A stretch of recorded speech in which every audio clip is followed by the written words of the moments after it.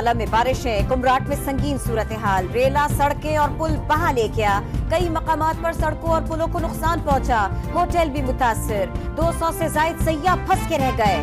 سڑکوں کی مرمت کے لیے انتظامیہ کو 2 ہفتے سے زائد وقت درکار، سیاحوں کو پیدل نکالنے کی کوششیں شروع، خوراک بھی پہنچائی جا رہی ہے۔ سمندر میں موجود ڈیپ ڈپریشن سائیکلون میں تبدیل، اسنا کراچی سے صرف 170 کلومیٹر دور، آئندہ 4 گھنٹوں میں سمندری طوفان میں بدلنے کا امکان۔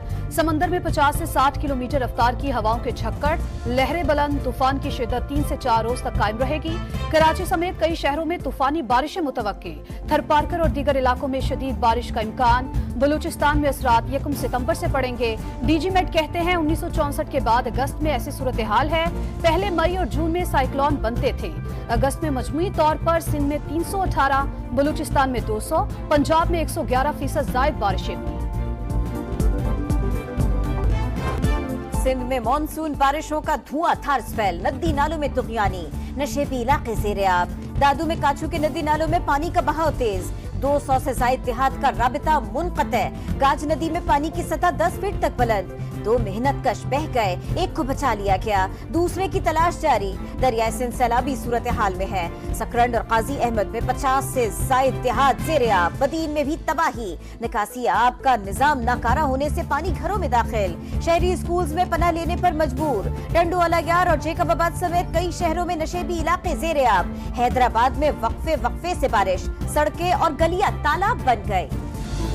بلوچستان میں شدید بارشیں، 10 اضلاع افزدہ قرار، شمال مشرقی ضلعوں میں سیلابی صورتحال، دریائے ناڑی میں 84,000 کیوسی کا ریلا، تلی، لہڑی اور بلان ندی بھی بپھر گئی، بلان میں 2 بچاؤ بند ٹوٹ گئے، قومی شاہراہ ٹریفک کے لیے بند، سیلابی ریلا گیس پائپ لائن بہا لے گیا، لورا لئی کی زنگیوال ندی میں طغیانی، خانہ بدوش زد میں آ گئے، لیویز نے ریسکیو کیا، خزدار کی دریائے مولا میں اونچے درجے کا سیلاب، M8 کو 3 مقامات پر نقصان، جھل مکسی، سنجاوی، اوستا محمد اور مستونگ کے نشیبی علاقے جھیل بن گئے۔ ان میں بھی ندی نالے بپھر گئے، سڑکیں تالاب بن گئیں، جی ٹی روڈ جھیل میں تبدیل، پانی دکانوں میں داخل۔ آزاد کشمیر کے ندی نالوں میں سیلابی صورتحال، پانی کی سطح انتہائی بلند، حفاظتی بند بہہ گئے، قریبی آبادی کو خطرہ۔ وادی نیلم کے نالا جاگرا میں طغیانی، لینڈ سلائیڈنگ سے کئی رابطہ سڑکیں بند، جہلم میں بھاٹی منی ڈیم ٹوٹ گیا، کئی دیہات میں پانی داخل، گھروں کو نقصان، جانور بہہ گئے۔